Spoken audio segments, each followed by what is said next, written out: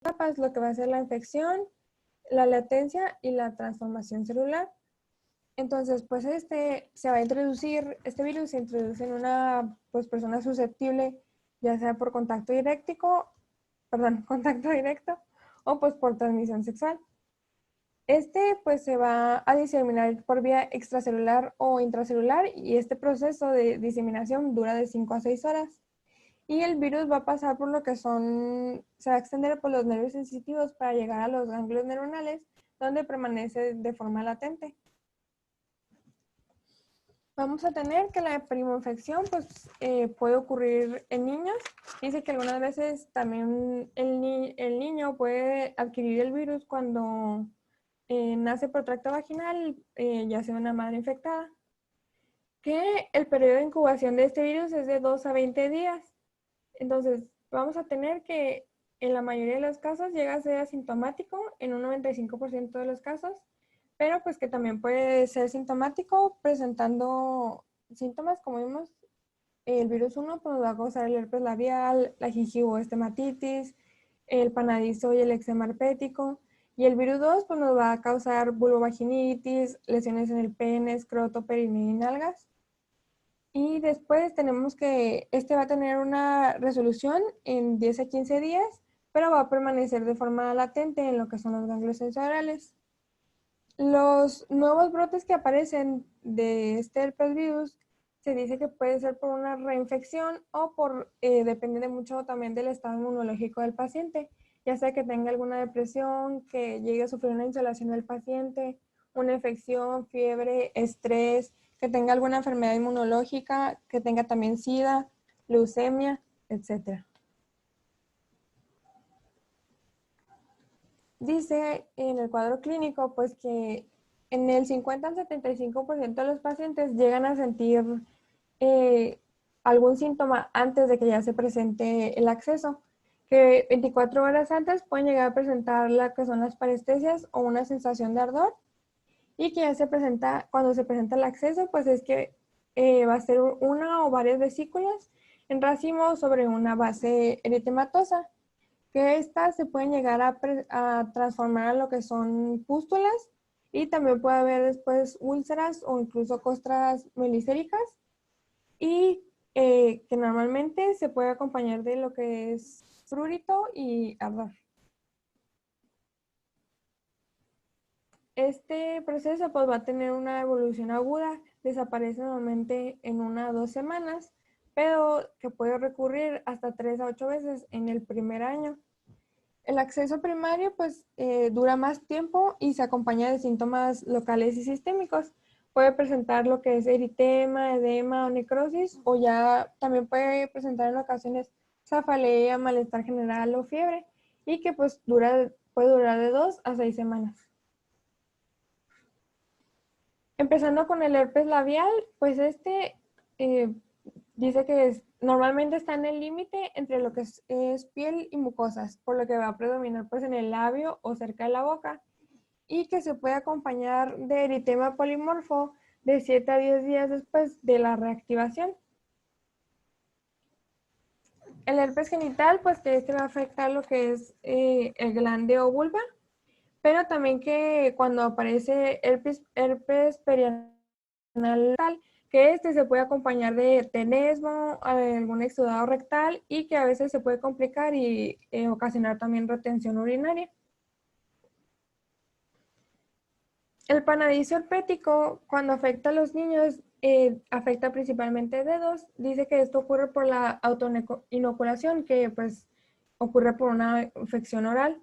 Y en los adultos, que normalmente es ocasionado por el virus del herpes simple 2, y que esto ocurre por contacto digitogenital, pero que el panadizo herpético pues puede afectar cualquier parte del cuerpo, ya sea mejillas, nuestros dedos, párpados, muslos, incluso nalgas.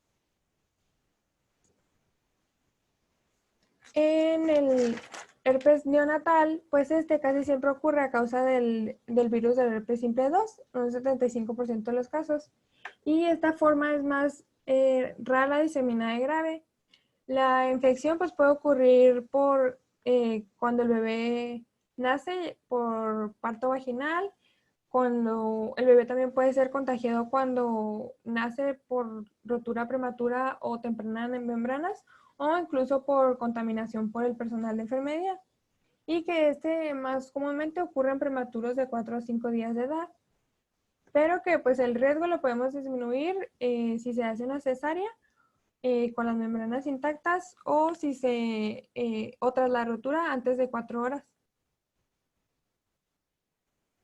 También tenemos lo que es el eczema herpético o la erupción variceliforme de Kaposi, que esta pues es una enfermedad grave que se va a presentar con vesiculopústulas diseminadas, que llega a ser en ocasiones mortal y que ocurre más en la dermatitis atópica o en la enfermedad de Darrier, que es una enfermedad de la queratininización. En los pacientes con VIH dice que pues el virus del herpes a nivel celular interactúa mucho con el virus de la inmunodeficiencia humana, y pues que este va a acelerar la rapidez con que el VIH causa inmunodeficiencia. Dice que pues, se puede presentar con ulceraciones en piel extensas, también incluso en el área anogenital, y se puede extender a tejidos profundos, y también puede haber afección de vísceras, incluso causando esofagitis, una neumonía, hepatitis o encefalitis. Y que dice que como regla general, que toda úlcera crónica en un caso de SIDA depende del virus del herpes hasta que no se demuestre lo contrario. Y pues este es un caso de herpes simple en un paciente con SIDA. Vamos a tener que cuando hay alguna alteración inmunitaria y una úlcera crónica, pues lo que se recomienda hacer es una biopsia y fijarla en solución de Bowen. Y que normalmente lo que se va a observar es una vesícula intraepidérmica que se caracteriza que tiene degeneración reticular y que presenta las células gigantes multinucleadas, que da la característica de que pues, se llama bolsa de canicas. Dice también que se puede realizar el citodiagnóstico de SANC, que cuando se realiza, pues lo que se hace es que hay un raspado, se hace un raspado en el fondo de la vesícula, se busca la vesícula más reciente y después se coloca el material en un portaobjetos. Y lo que se va a observar, pues van a ser las células gigantes multinucleadas. Y también se puede realizar un cultivo viral, una reacción en cadena de polimerasa y un estudio serológico. Y pues que para estos estudios se deben realizar con las muestras de las lesiones más tempranas. También nos menciona que en ocasiones se utiliza la técnica de Western para diferenciar si es una infección por virus del herpes simple 1 o por el 2. Como diagnóstico diferencial, tenemos la sífilis temprana, el herpes zóster, la candidiasis oral, la candidiasis genital, el síndrome de Stevens-Johnson y la dermatitis por contacto. Para el tratamiento, pues dice que en realidad ninguno es eficaz, que es imposible erradicar la infección latente, por lo que el tratamiento pues, va a ser sintomático y educativo para el paciente. Nos menciona un poco de la alimentación, que los alimentos ricos en lisina previenen los brotes, y pues aquí incluye alimentos como el plátano, el apio, la papaya, la zanahoria, la lechuga, el higo, el aguacate, la uva, también el pescado, el huevo, y que los alimentos con arginina van a estimular los brotes, como son las semillas y los frutos secos.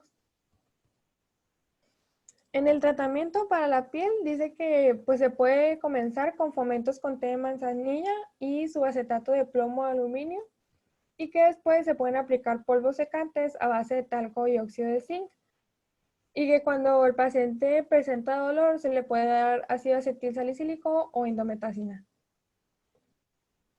También dice que en ocasiones se pueden abrir las vesículas con una aplicación local de éter o alcohol de 60 grados. También dice que se puede utilizar el penciclovir en crema al 1% cada 2 horas por 4 días, o que también son aceptables el uso de hidroxiuridina, de aciclovir vía tópica o de doconazol en crema al 10%. Ya el uso del aciclovir, pues nos dice que es más activo en la fase de pródromos o en las primeras 48 a 72 horas, por lo que se utiliza en la primoinfección o cuando hay más de 3 ataques al año. La dosis para la primoinfección es de 200 miligramos de 5 veces al día por 5 a 10 días, Cuando hay brotes recurrentes, se utiliza también 200 miligramos 5 veces al día por 5 días. Para profilaxis se utilizan 400 miligramos 2 veces al día por 6 meses al año. También cuando se da en un paciente con virus de inmunodeficiencia humana, se utilizan 400 miligramos 5 veces al día por 10 días. Y que nomás en los pacientes hospitalizados se puede llegar a utilizar lo que es pues su forma intravenosa. Y pues aquí se aplica de 10 miligramos por kilogramo al día, divididos cada 8 horas por 7 días. Otros fármacos que también son aceptables, pues tenemos el famciclovir, que dice que la primoinfección se da 250 miligramos 3 veces al día, y para supresión también los 250 miligramos 2 veces al día. Otro va a ser el valaciclovir, que en la primoinfección se dan 1000 miligramos 2 veces al día, y en la recurrencia 500 miligramos 2 veces al día. Por último tenemos el Foscarnet en su forma intravenosa, que se utiliza para el herpes simple resistente a lo que es el aciclovir, y pues se da de 40 miligramos por kilogramos al día, pero pues tiene el riesgo de que se presente nefrotoxicidad. Pues en estas infecciones está contraindicado el uso de glucocorticoides, principalmente cuando pues es el herpes de localización oftálmica. Dice que en estos casos se puede utilizar la hidroxiuridina en ungüento al 0.1%, o la vidarabina al 3%, o la trifluoridina al 1%. Y pues que en el herpes genital lo que hay que recomendar también es que haya abstinencia sexual durante el brote, y que en algunos casos se recomienda tratamiento psicosexual por el hecho de que el paciente tiene herpes y ya nadie quiere tener relaciones, o su pareja pues está asustada, etcétera.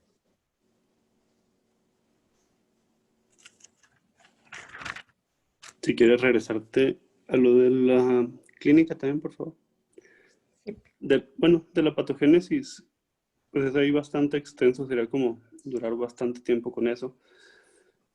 Pues básicamente nada más recuerden que tienen un periodo de una fase de entrada.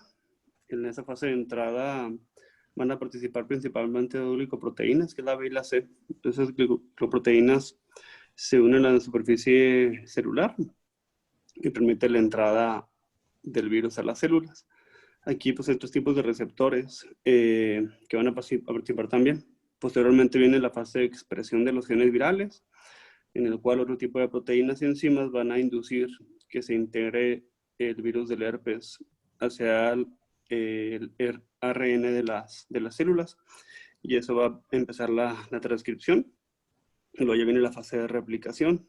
En esa fase de replicación es donde el virus de hecho necesita proteínas celulares del huésped para poderse replicar. Participan igual muchas enzimas ahí, y de hecho se describe que 3 horas después de la posinfección ya está iniciándose la síntesis por parte del virus. Y pues ya posteriormente el virus se va a combinar, se va a encapsular y va a empezar ahí la infección con una fase, como vimos ahorita, la fase de latencia y una fase activa, almacenándose los ganglios sensoriales y posteriormente teniendo replicaciones. Las replicaciones van a aparecer principalmente desencadenadas por eventos como exposición solar, como dolor, como medicamentos como esteroides. En algunos pacientes incluso puede desencadenarse con periodos menstruales o con infecciones dentales, incluso manipulación dental como tal solamente pueden hacer que muchos pacientes tengan reinfecciones. Por eso pues hay la dificultad luego para el tratamiento, y pues obviamente sabemos que es lo que no se cura, ¿no? Simplemente lo podemos controlar. Y es una infección tan frecuente que se describe que un cuarto de la población de los Estados Unidos, 3/4 de la población de Estados Unidos ya son positivos cuando se hacen muestreos al virus del herpes simple. Pues México va a estar igual, si no es que más, pero pues aquí no hacen esos estudios. Y va a ser bastante frecuente como problema de consulta. Las manifestaciones típicas, pues dependían de la localización, ¿no? En cuanto a la región periocular, la conjuntivitis por herpes simple. Si el paciente va y le refiere que tiene dolor, fotofobia, pueden tener edema del párpado o lagrimeo. ahí puede haber incluso adenopatías localizadas. Pues va a ser altamente sugestivo de herpes simple. Ya sea aparte, ven estas vesículas que, como vemos en la parte de abajo, se ven agrupadas. Muchas de ellas se ven como umbilicadas, como la porción central un poquito hundida, y sobre una base eritematosa. Pues va a ser como muy típico de herpes simple. Aquí la importancia del herpes no es tan complicado de diagnosticarlo, sino más bien pues evitar las complicaciones, ¿no? Porque pues en pacientes, sobre todo inmunosuprimidos, es muy común que ocurra. Pacientes inmunocompetentes incluso también es frecuente que tengan sobreinfecciones bacterianas, como vemos en la imagen de abajo, con impétigo. Puede haber encefalitis por herpes simple, puede haber eczema herpético, radiculitis, incluso hepatitis, neumonías por herpes simple. Entonces ahí en pacientes inmunocomprometidos donde pues, hay que estar muy al pendiente de eso. Y cuando hay afección cercana a ganglios grandes, a nervios grandes, perdón, puede aparecer parálisis de Bell o incluso meningitis asépticas o encefalitis, ¿no? Y pues es donde tenemos que tener un seguimiento más estrecho con los pacientes. Dar lo siguiente.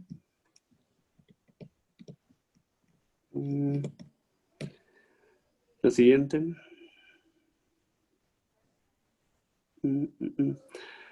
Bueno, pues igual o sea, el diagnóstico no es tan complicado. Entonces van a ver estas vesículas de 2 a 4 milímetros, pueden estar erosionadas o pueden estar respetadas.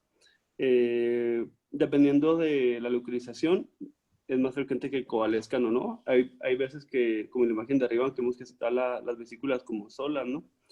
Suelen ser dolorosas, en algunos pacientes simplemente van a dar prurito, no van a ocasionar dolor.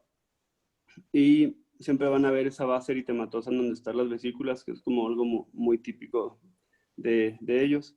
En pacientes inmunocomprometidos van a ver los bordes así como erosionados incluso y con mucho dolor. Obviamente la extensión va a variar ahí un poquito. Para el diagnóstico, realmente pues es la clínica. Si quedan dudas, ahí se puede hacer la prueba de SANC, aunque realmente es como más dependiente de observador.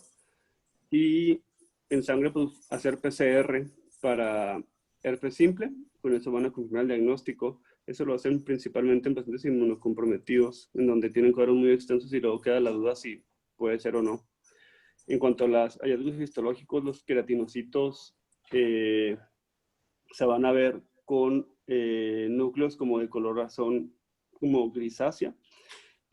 Van a tener balonización, que es un tipo de degeneración. Los queratinocitos se empiezan a desprender y se empiezan a fusionar. Entonces, eso de las células de SANC, que son estas células multinucleadas, básicamente son queratinocitos que se desprendieron y se juntaron, ¿no? Además van a encontrar pues las ampollas, que son subepidérmicas, que es la localización típica del herpes simple. No van a estar más abajo de eso, simplemente en la epidermis. Y respecto al tratamiento, siempre es importante que si tienen pacientes con herpes simple en localizaciones fotoexpuestas, que le recomienden fotoprotección, ya que como les comentaba ahorita, es muy común que ese tipo de desencadenantes, como la radiación ultravioleta, esté haciendo que el paciente tenga cuadros repetidos. Entonces, labios igual, pues ya sea que busquen protectores solares en lápiz o protectores solares líquidos. Tratamiento en pacientes inmunocomprometidos. Tratamiento de elección va a ser el aciclovir, 200 miligramos, 5 veces al día, por 7 días. Ese es el de elección. Se supone que pueden utilizar también 400 miligramos cada 8 horas por 7 días, aunque para fines de examen es de 200 miligramos, 5 veces al día por 7 días. Tratamientos tópicos realmente no tienen evidencia que funcionen. Están aprobados por FDA únicamente en cuadros recurrentes, y el que está aprobado es el penciclovir, que no hay en México. Los demás, el aciclovir tópico, diagnosticarlo, manejarlo, es como porque el médico quiere sentirse como tranquilo, pero no tiene ninguna evidencia que funcione. Realmente les sirve más, como vimos en la diapositiva anterior, que les den manzanilla, que le den aciclovir tópico. No le va a servir de nada. Mejor denle nomás secantes y listo. En pacientes con cuadros recurrentes, ahí es donde hay que utilizar tratamientos distintos. ¿Cuáles son los cuadros recurrentes? Cuando el paciente tiene más de 6 episodios al año. Ahí hay que dar tratamientos de supresión y ahí es aciclovir 400 miligramos cada 12 horas o valaciclovir 500 miligramos una vez al día. ¿Por cuánto tiempo? Aproximadamente de 2 hasta 6 meses. Ahí depende un poquito de cada paciente, pero sí tienen que ser cuadros muy, muy prolongados. Y pacientes inmunocomprometidos que no tienen cuadros recurrentes, simplemente son cuadros pues iniciales. Ahí la ciclovirtembre, la dosis va a ser 400 miligramos, no 200 miligramos, 5 veces al día. O valaciclovir, 500 miligramos una vez al día. Entonces ahí las dosis pues depende más bien del tipo de paciente, de la frecuencia y de la recurrencia de los cuadros. Muy bien. Si quieres continuar. Ok.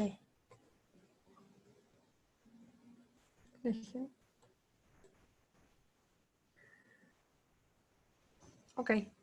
Siguiendo con las aftas, pues estas dice que también tienen el nombre de estomatitis aftosa recurrente o periadenitis mucosa necrótica recurrens. Y pues estas van a ser úlceras orales que pueden ser únicas o pueden ser múltiples. Y pues estas van a ser dolorosas y recurrentes. Y pues que pueden llegar a medir de 2 a 3 milímetros hasta 1 centímetro de diámetro. Vamos a tener que se pueden clasificar en mayores, menores y herpetiformes. Que las mayores y menores pues pueden afectar a ambos sexos entre los 10 y 19 años y que las herpetiformes predominan en mujeres y que pueden afectar entre 20 y 29 años. Pues que estas van a tener una prevalencia del 5 al 66% y pues que pueden estar causadas ya sea, pues hay varios factores. Dice que puede haber factores hereditarios, ya sea factores dietéticos, falta de deficiencia de hierro, de ácido fólico, de vitamina B12, algún factor inmunitario, que el paciente tenga atopia, algún factor traumático o alguna alteración de la integridad de la mucosa. Que pues estas aftas comienzan en lo que es la niñez y la adolescencia, que pues tienen la característica de que están cubiertas de pseudomembranas y van a estar rodeadas de eritema y pues que se van a presentar en intervalos de días hasta meses. Como vimos, pues se pueden clasificar en menores, mayores y herpetiformes. Las menores que pueden durar pues de 4 a 14 días hasta pueden recurrir al 1 o 4 meses. Las mayores que pueden medir hasta 3 centímetros de diámetro y pueden ser crónicas y persistir hasta más de 20 años. Y las herpetiformes, que estas duran más de un mes. Vamos a tener que las menores pues son más frecuentes, en el 90% de los casos se presentan. Presentan de 1 a 5 lesiones y que pues van a presentar en los labios y en la lengua y no van a dejar cicatriz. Las mayores, pues que estas son más raras y graves, se pueden presentar de 1 a 10 lesiones, como vimos ahorita, pueden llegar a medir hasta 3 centímetros. Y que además de labios y lengua, también se pueden presentar en lo que es paladar y faringe, y si pueden dejar cicatriz en el 8% de los casos. Y que las herpetiformes, que aquí se presentan de 10, incluso hasta 100 lesiones, y miden de 1 a 2 milímetros. Y pues que estas aptas, pues va a ser una úlcera mucosa con un infiltrado inflamatorio mixto y pues que tiene varias fases, pero que en la fase preeruptiva lo que se ha encontrado principalmente es linfocitos TCD4. Luego ya en la fase de ulceración pues se ha observado linfocitos TCD8 y ya en la fase de cicatrización de nuevo linfocitos TCD4.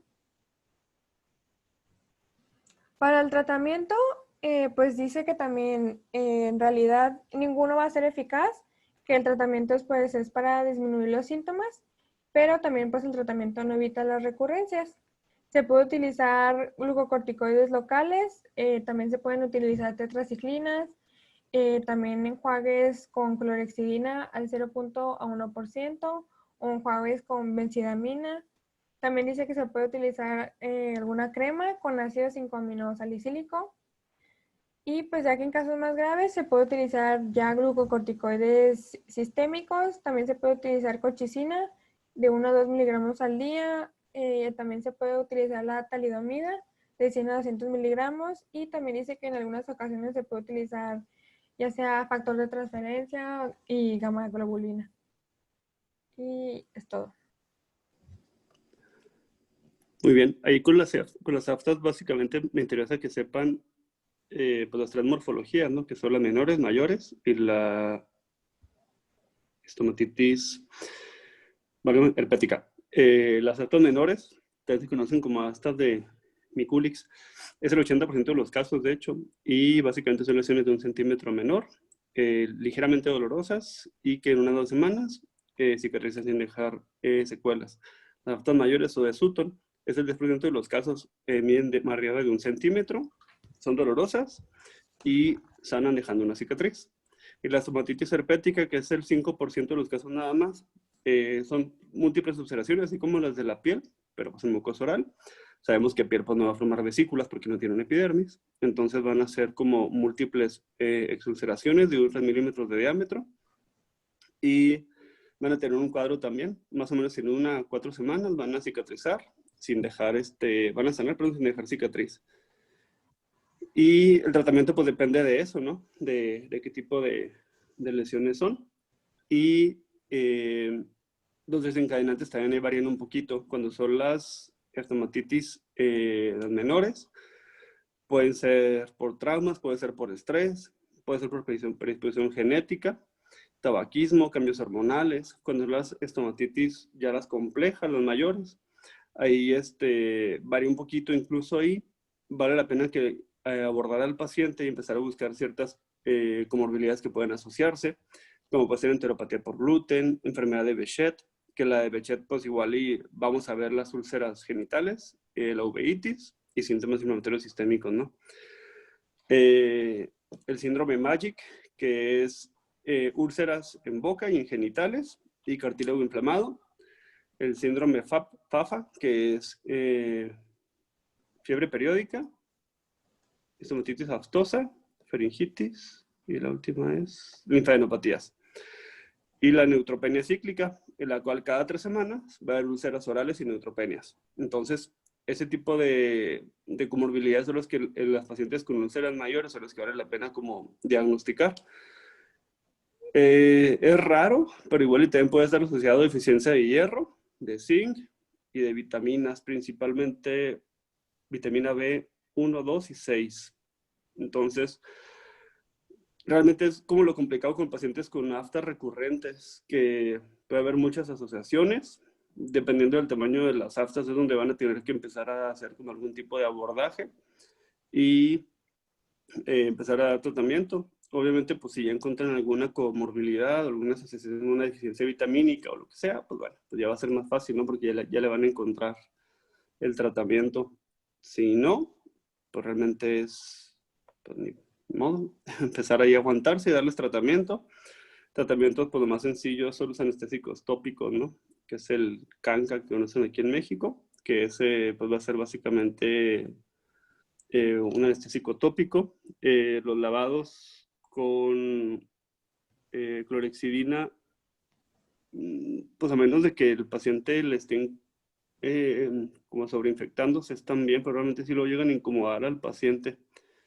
Hay una solución que se llama solución Filadelfia, que esa es la que se utiliza como más en hospitales públicos, que es combinar un frasco de Melox, que pues es el hidróxido de aluminio y magnesio, se combina con 10 mililitros de lidocaína simple, se combina con 10 mililitros de difenhidramina o Benadryl, y con eso van a ser enjuagues.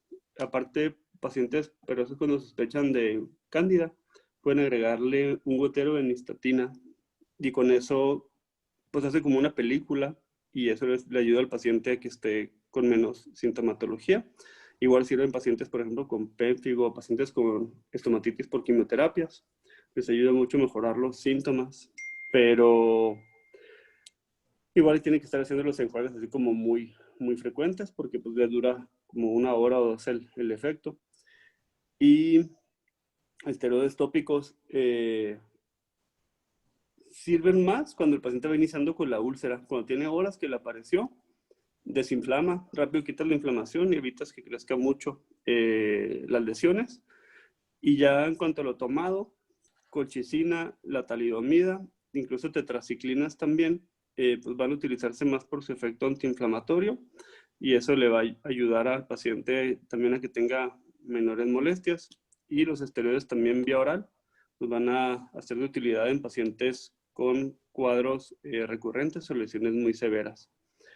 Y además, pues hay muchas cosas que se pueden utilizar, incluso biológicos, metrotexato, ciclosporina, pero realmente ya es como pues empezar a buscarles para pacientes que no tienen mejoría y que no encuentras alguna causa para ver con qué les va bien.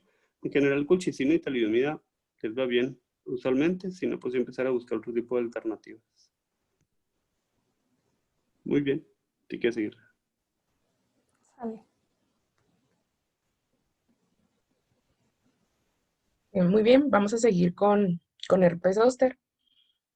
Bueno, el herpes zóster pues es una enfermedad infecciosa aguda y autolimitada que se va a producir por la reactivación del virus de la varicela zóster.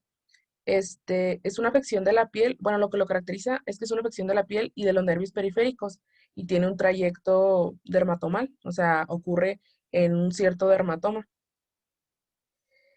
Esta, afección ocurre generalmente en la región intercostal, en la región facial o en extremidades y se manifiesta por hiperestesia y dolor y hay una aparición después de este dolor de vesículas en grupos sobre una base eritematosa. Pues de hecho las vesículas son las mismas que en el herpes normal. Entonces se las voy a describir mejor. Y estas tienden a desaparecer solas, pero en adultos y en ancianos tienden a dejar una neuritis posherpética.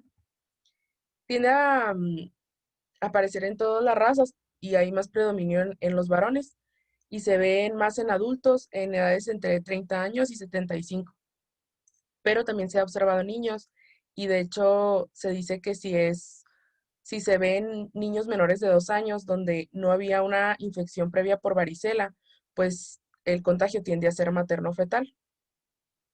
¿Le puedes dar, por favor? Bueno, en la etiopatogenia, el virus de la varicela zoster, pues es un DNA de la familia Herpesviridae. Y bueno, es importante decir que causa varicela por prima infección y herpes zóster local cuando hay anticuerpos circulantes.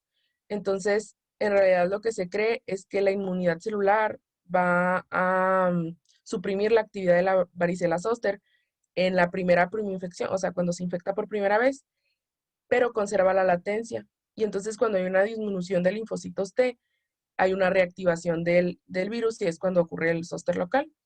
Y esta disminución de linfocitos T se puede ver en neoplasias malignas, en trasplantes, en el SIDA y en edades avanzadas. Al principio se observa una fase de replicación del virus que produce adenitis y viremia transitoria. Y hay una respuesta inflamatoria aguda y hay necrosis neuronal, que esto es lo que da el resultado de la neuralgia. Y este daño y la actividad de estos nociceptores son los que causan la hipersensibilidad y el dolor. Entonces, luego el virus es liberado hacia la piel y hay una segunda fase de replicación. Y esto es lo que genera pues los cambios en la piel, obviamente. Y ya también nos mencionaba que generalmente si a un paciente le da, bueno, si un paciente tiene contacto con alguien que tiene herpes zóster, no va a tener el mismo nivel de contagio que tiene la varicela. O sea, la varicela es mucho más contagiosa. ¿Le puedes dar, por favor? Y bueno, en la clínica, como les decía, la característica es que es un solo segmento o dermatoma. Puede ser que haya dos dermatomas, pero se ha visto en casos muy raros, entonces generalmente es uno. Y los más comunes son las ramas de la parte medial del tórax y lumbares superiores, entre T3 y L2. La elección del ganglio donde ocurre la, la infección del virus no es al azar. Esto es generalmente donde en la primera infección el exantema de la varicela fue más intenso. Y bueno, como les decía, por lo general se inicia con hiperestesia, dolor o ardor en la trayectoria de un nervio sensitivo. Es común que el paciente diga que es urente. y de hecho es una de las características que lo puede diferenciar de muchos otros dolores. Y después de este dolor, de 2 a 4 días después, aparecen, como se ve en la imagen, lesiones cutáneas, que casi nunca, nos menciona el libro, rebasan la mitad del cuerpo. Y pues se presentan, pueden ser pocas o abundantes, son vesiculadas de 2 a 3 milímetros de diámetro que se ponen sobre una base eritematosa y casi todas se agrupan en racimos con la misma trayectoria del nervio. Entonces, pues en realidad es igual que el herpes, pero pues se diferencia por el dermatoma. Y el dolor que ocurre antes. ¿Le puedes dar, por favor? Nada más de los dermatomas, de hecho, si afecta a más de 2 dermatomas, lo vas a ver en pacientes inmunosuprimidos, pacientes diabéticos mal controlados, o pacientes pues, sí, con quimioterapia, cosas así. Y 2 dermatomas o más es indicación de hospitalización para su manejo. Va a ser muy raro, pero si tiene más de 2 dermatomas, tienen que hospitalizarlo. Y de hecho, casi siempre no lo vas a ver solo, vas a ver algún tipo de afección como neumonías o encefalitis. Muy bien. Muy bien. Bueno, aquí les puse unas imágenes porque dice que después de las vesículas que les mencionaba y que de hecho se ven en la imagen superior derecha, pueden mostrar umbilicación, como nos decían ahorita en el herpes simple, se desecan, se pueden transformar en pústulas y pueden dejar ulceraciones, como se ve en la imagen de la derecha superior. Esto es de 3 a 4 días después de que pues aparecieron las primeras vesículas. Y después pueden aparecer costras, melicéricas de 7 a 10 días y puede haber formación de ampollas, lesiones purpúricas, zona de necrosis, como se ve en la imagen de la derecha inferior. Ahí vemos una zona de necrosis. Y bueno, puede haber escaras. Y bueno, raramente a veces no existen lesiones cutáneas y es lo que se llama como zóster sin herpes, o sea que existe el dolor, pero no están las lesiones cutáneas. ¿Le das por favor, Diana? Gracias. Y bueno, en 10 a 17%, decía el libro, afecta al paracranial 5 y sobre todo a su rama oftálmica. Y bueno, en este caso obviamente pues va a ser una localización facial. Y también puede afectar a la rama nasociliar, esto en menor porcentaje. Y esto nos da, no puse la foto, el signo de Hutchinson, que es cuando hay vesículas en la punta de la nariz. Es muy característico cuando hay afectación de la rama nasociliar. Y esto, o sea, este signo conlleva mayor probabilidad de que haya pues más problemas como complicaciones oculares, como queratitis, y bueno, muchas otras como uveitis anterior y didiocilitis, o sea que hay una infección en sí en muchas partes en el ojo. Entonces, pues es un signo importante de recordar porque pues sí, es algo más grave, por decirlo así. Y también se puede ver el síndrome de Ramsay-Hunt, que es cuando hay afecciones de los pares craneales 7 y 8. Y este, pues, consiste en parálisis de Bell, que de hecho lo traigo, pero lo puse después de que se acaban herpes zóster, ahorita se los menciono. Artralgia temporomandibular, acúfenos, hipoacusia y vértigo. Y bueno, eso es todo de eso. Sí, dale, por favor.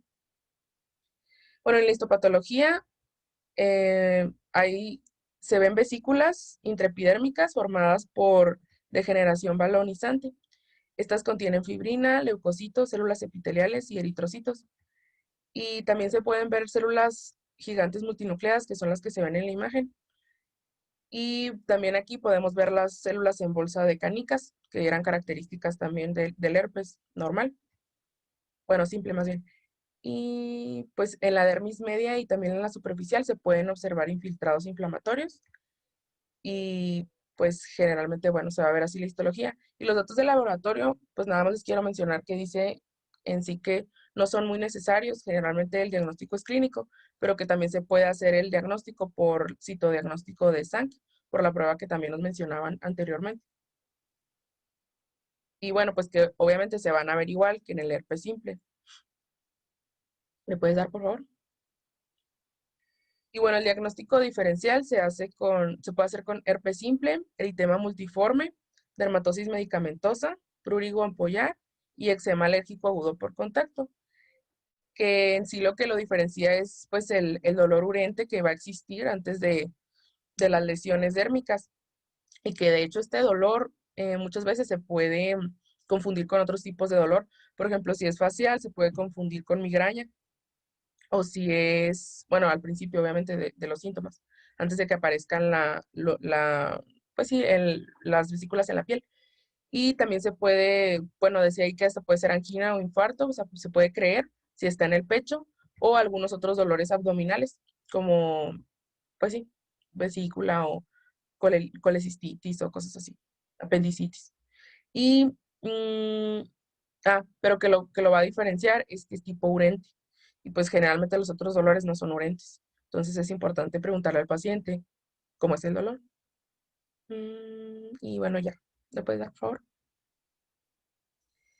Y bueno, el tratamiento en ocasiones no se requiere, sobre todo en niños y jóvenes, y el alivio de los síntomas en ocasiones que no se requiere, se puede hacer con agua de vegeto, solución de buro o té de manzanilla, y después se le puede poner talco a las lesiones. Y también en casos, pues, en los que no se requiere gran tratamiento, se puede dar ácido acetil salicílico 2 a 3 veces al día para quitar los síntomas. Y bueno, que está debatido un poco el uso de glucorticoides, pero el libro sí los recomienda. Recomienda prednisona durante los primeros 5 a 10 días de 40 a 60 miligramos durante 8 días y luego tiene que haber una reducción progresiva. 3 semanas después, como sabemos, pues los glucorticoides se tienen que hacer así. Y bueno, eso es todo de eso. ¿Me das, por favor? Y cuando se dan antivirales, se debe tener en cuenta que se deben dar en las primeras 72 horas, que es cuando se están formando las vesículas, porque es cuando son efectivos. Y pues se pueden dar diferentes tipos, como la ribavirina, el avirinócido de aninina y el aciclovir. También nos mencionaba que para el dolor se pueden dar antidepresivos tricíclicos, que pues han mostrado alguna efectividad, y también se puede usar el agua coloidal. Y creo que nada más falta, dale, por favor, la parálisis de Bell, que es lo que les mencionaba ahorita. Es una neuropatía periférica que es idiopática del nervio facial. Es de aparición súbita, induce inflamación a nivel del nervio geniculado y pues se cree que puede ser causada por el virus del herpes simple o el herpes zóster y afecta a la mitad de la cara y pues sus manifestaciones son debilidad leve o parálisis total de un lado del rostro, dificultad para expresiones faciales, babeo, dolor alrededor de la mandíbula o dentro o detrás de la oreja, aumento de la sensibilidad, dolor de cabeza y disminución de la capacidad de saborear. ¿Le das, por favor? Bueno, eso era todo de zóster. Y ahora, De herpes zóster, la patogénesis es similar a la del herpes simple, ¿no? Al final de cuentas son virus prácticamente idénticos. Y pues nada más ahí, la importancia es la extensión y las posibles consecuencias que puede tener el herpes zóster, a diferencia del herpes simple, ¿no? Que el herpes simple, entre comillas, es como tranquilo. El herpes zóster puede dar afecciones oculares, afecciones vestíbulo-cocleares o infecciones diseminadas, ¿no? Incluso una neumonía por herpes zóster que va a ser manifestada en una radiografía como patrón en alas de mariposa, ¿no? Que es poco frecuente, pero siempre en pacientes adultos con herpes zóster e inmunocomprometidos es frecuente. Como tú lo mencionabas ahorita, la afección más común va a ser en la parte en donde el paciente tuvo mayor número de lesiones de varicela en la infancia, que es cuando usualmente nos da varicela, es donde usualmente va a aparecer las lesiones, ¿no? Usualmente es entre T3 y L2 más o menos.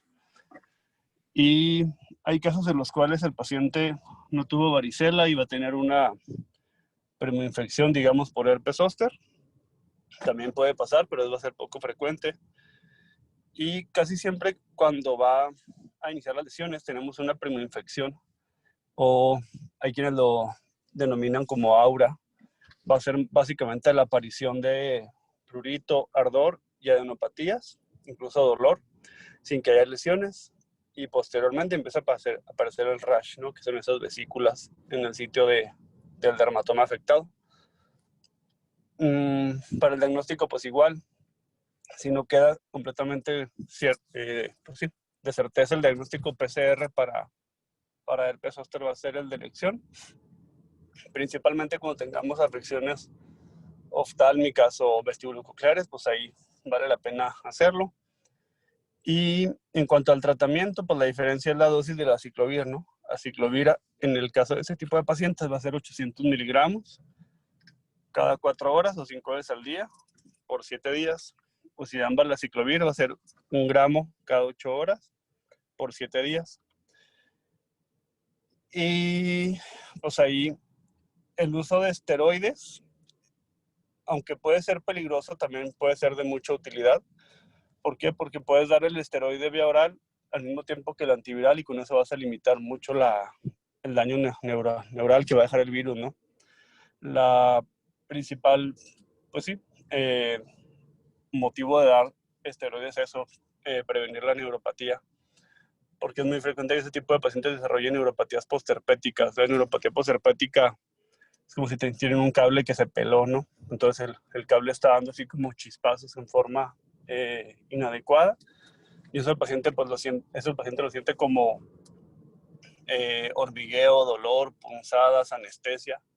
Entonces siempre lo que queremos evitar, por eso la importancia de tratamiento de las primeras 72 horas va a hacer la diferencia en los pacientes, ¿no? Si ya más de 72 horas, incluso es debatible si utilizo o no. Yo les diría que hay quienes mejoran solos, pues sí, pero si a mí me diera herpes zóster o le diera un familiar, yo no esperaría que se le quitara solo. La verdad es que herpes zóster para mí siempre es indicación de darle tratamiento. Entonces no es así de que, pues a lo mejor lo dejo solo para que se le quite, pues no sería lo ideal, la verdad. Y vas a prevenir el desarrollo de este tipo de neuropatías que luego terminan incluso en alcoholización del nervio, otro tipo de cosas para poderlas quitar. Y si ya tienes neuropatía, ¿qué es lo que vas a hacer? Pues dar tratamientos como gabapentina, pregabalina, que nos van a ayudar a regular estos impulsos eléctricos que van a tener esos nervios para hasta cierto punto mitigar las molestias que tiene el paciente y esperar o darle tiempo, ¿no? A que básicamente ese nervio que se quedó ahí sin la vaina de Schwann, pues se vuelva a mielinizar, ¿no? Pero pues eso sabemos que tarda meses o años si es que se logra. Hay pacientes que pues nunca lo llegas a lograr. Entonces es nada más ahí tener un poco de paciencia. Muy bien, listo. ¿Quieres continuar? Muy bien. Entonces ahora vamos a ver molusco contagioso. Pues esta es una dermatitis benigna que es causada por un Paxvirus, el virus del molusco contagioso. Tiene un predominio en muchas, o sea, en todas las edades y razas y sexos, pero es mucho más común en niños de 1 a 4 años y de 10 a 12 años, en pacientes con alteraciones inmunitarias, sobre todo con VIH-Sida, y pues es de transmisión sexual.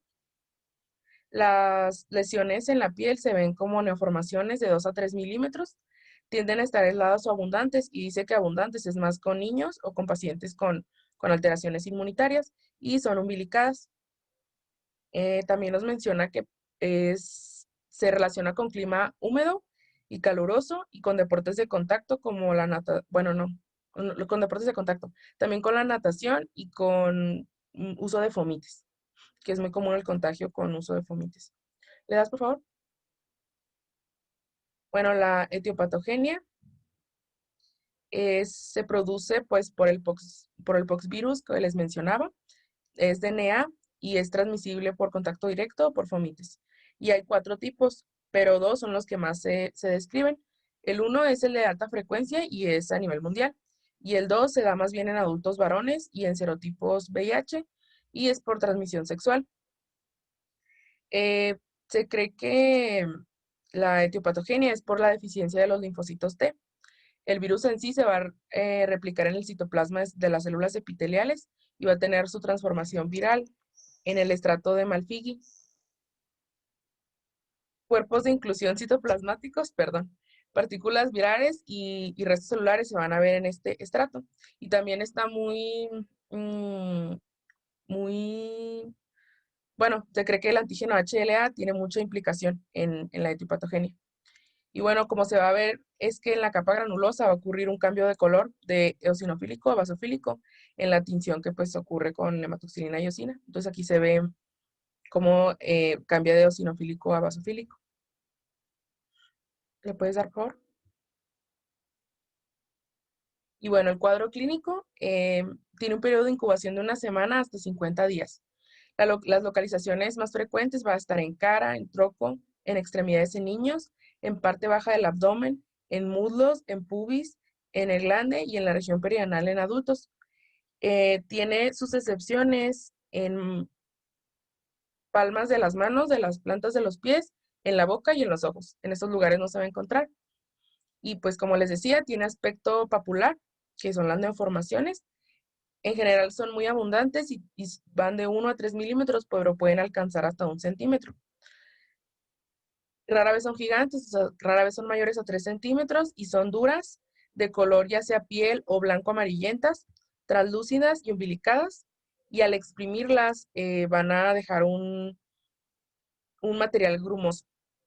Por lo regular hay menos de 30, pero se ha visto casos en los que hay muchas y de hecho se puede ver hasta formación de placas, pero regularmente no se ven. ¿Le puedes dar, por favor? Y bueno, aquí les puse una imagen porque pues generalmente así están. Son pápulas de color ya sea de la piel o blancas amarillentas y se ven aisladas y pues no tienden a hacer placas. ¿Le das, por favor? Gracias. Y bueno, la evolución crónica del molusco contagioso es, bueno, la evolución más bien es crónica y asintomática. Puede resolverse de manera espontánea, pero va a durar un plazo entre 6 meses a 4 años. Generalmente hay prurito leve y este prurito es el que causa la autoinoculación, que es el fenómeno de Koebner, que pues sí, o sea, entre más se rasca el paciente, pues hay más infección en la piel. Si ocurre en los párpados, puede haber conjuntivitis o queratitis punteada. Y en los enfermos con SIDA se ve que hay un aumento en número de tamaño en las lesiones dérmicas. Y se tiende a ver la localización anogenital y extragenital. ¿Le das, por favor? Y bueno, los datos histopatológicos, en sí la epidermis forma lóbulos y se abre un poro estrecho. Y hay un cráter de queratina y cuerpos de molusco que de hecho pues son de 35 micrómetros de diámetro y son los más característicos del molusco contagioso. Y bueno, estos se denominan los patognomónicos, que son los cuerpos de Henderson-Patterson. Y pues dentro de cada uno hay un saco que rodea cada virus. Entonces pues el virus se replica en este como cráter de queratina. Y bueno, ya, ¿lo puedes dar, por favor? Y bueno, el diagnóstico diferencial se puede hacer con trombidiasis, varicela, histiocytoma, queratocantoma y verrugas vulgares, porque si se fijan son como papilares, entonces pues tienden a aparecerse. Aunque también se puede diferenciar por el color, hay unas que no van a ser color piel, o también por la distribución que les mencionaba ahorita. ¿Me puedes dar, por favor? Y bueno, en el tratamiento, en los adultos, bueno, algunas veces de forma espontánea se resuelve, pero dice que no es común dejar sin tratamiento a los pacientes porque por la autoinoculación y por el contagio, por el rascado, pues es mejor darles tratamiento. Entonces, en los adultos se puede hacer extirpación con aguja, electrocondensación o legrado, que es el curetaje. También se puede hacer la cirugía y la aplicación de triclorocético a saturación del 35%. También se recomienda que de forma local se ponga ya sea ácido salicílico al 5 o al 20%. Te puede también poner hidróxido de potasio al 20% y una crema de imiquimod al 5%, 3 veces al día por 5 días. Y bueno, creo que eso era todo del tratamiento y de molusco contagioso.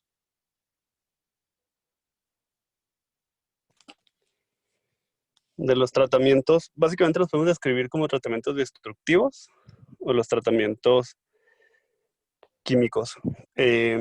Destructivos pues es quemarlos, congelarlos o curetearlos, que es como arrancarlos. Y los tratamientos químicos pues es el ácido salicílico, el hidróxido de potasio el imiquimod.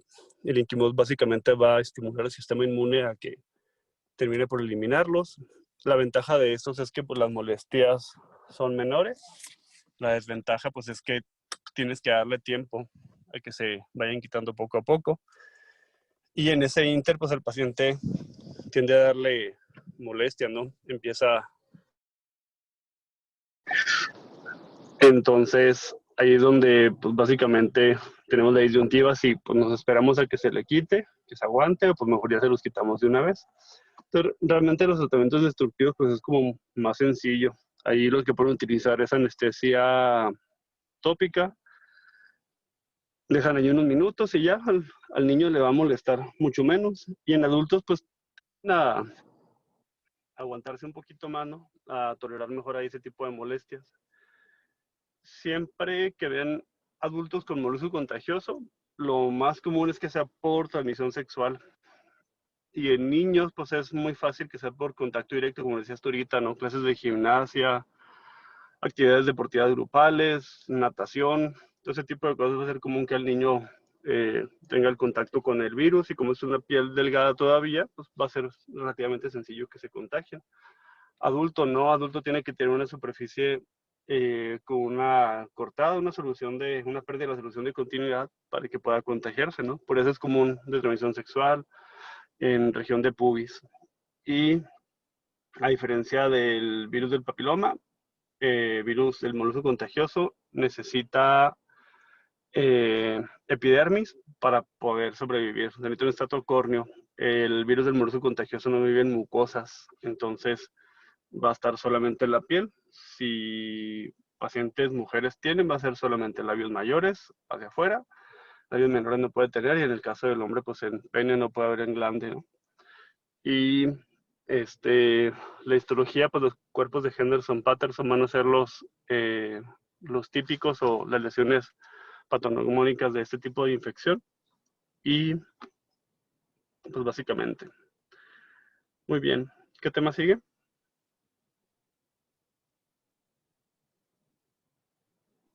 Vamos a empezar a ver Verrugas. verrugas virales. Si quieres, lo de verrugas, si quieres, ya lo continuamos viendo mañana. Okay. ¿Les parece?